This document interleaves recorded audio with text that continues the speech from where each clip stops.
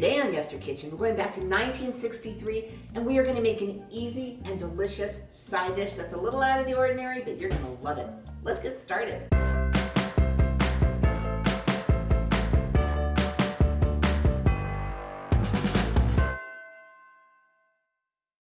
Hey everyone, I'm Jill and this is Yester Kitchen. We are serving up retro classics with a side of food history. Today's dish has a very unusual name.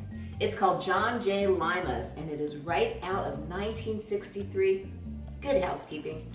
And so of course the name got me and I had to see what it was, and when I read it, I'm like, oh, I've got to do this dish. It is simple, it is quick, it is delicious, and it's different. It's really just a lima bean dish with some blue cheese or Roquefort in it. You're gonna love it. So the first thing we're gonna do is we've got about casserole. That's about 1.5 quarts.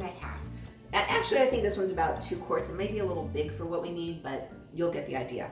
Now, what I have here is a 16-ounce package of lima beans that I've already cooked according to the directions on the package in the microwave.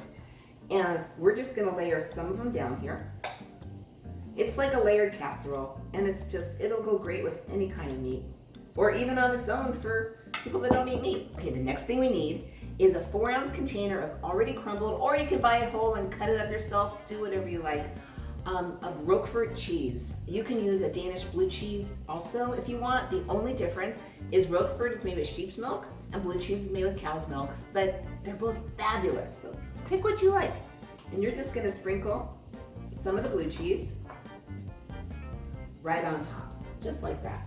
And then you're gonna go back and forth and do this whole layering thing, and that way there's blue cheese in every bite and lima beans in every bite, and I can see already, when I tested it, I used a very small dish, and it was too small. So this time I went bigger, but I think it went too big. No worries. It's still gonna be delicious. So we're just gonna keep layering our Roquefort or blue cheese right on the top, and you want to end with the lima beans. So we'll sprinkle a little bit more lima beans, and then we'll kind of finish up our Roquefort.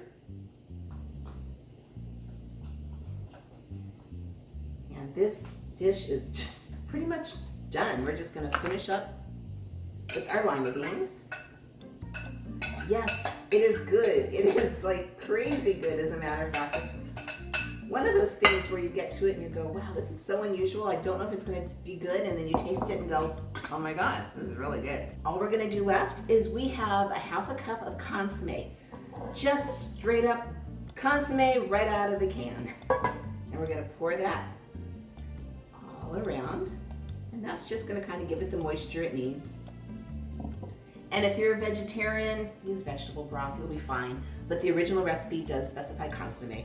And then lastly, I have 4 tablespoons of breadcrumbs. Now, of course, I make my own, and the recipe actually specifically said fresh breadcrumbs. So make your own, but if you don't have them or you don't want to, no big. Just use canned. No one will know. All that's left is I have a 350-degree oven. We're gonna put this in for 20 minutes and we'll be right back. Okay, it's been 20 minutes and we are done. Take a look. See, it's just lightly brown on top and all that cheese is melted. And here's the thing, you're not gonna have the breadcrumbs soak up the consomme. See, you are gonna have liquid on the bottom, but that's exactly what you want. It's just part of the dish. So, when you serve it up, look at that. This mixture is so unusual.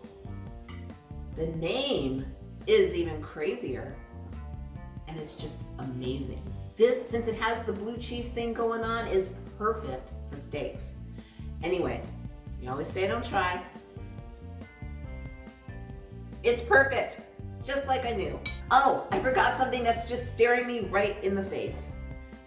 Parsley. Parsley was so popular in the 60s. Everything was garnished with parsley. So since this is a 60s dish, we need to garnish it with parsley too. I apologize for forgetting, but we're gonna put this beautiful parsley right on top for color.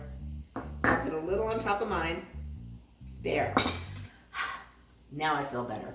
Try this dish, and if you do, tell me about it. And if you want, I would love to see a picture of it.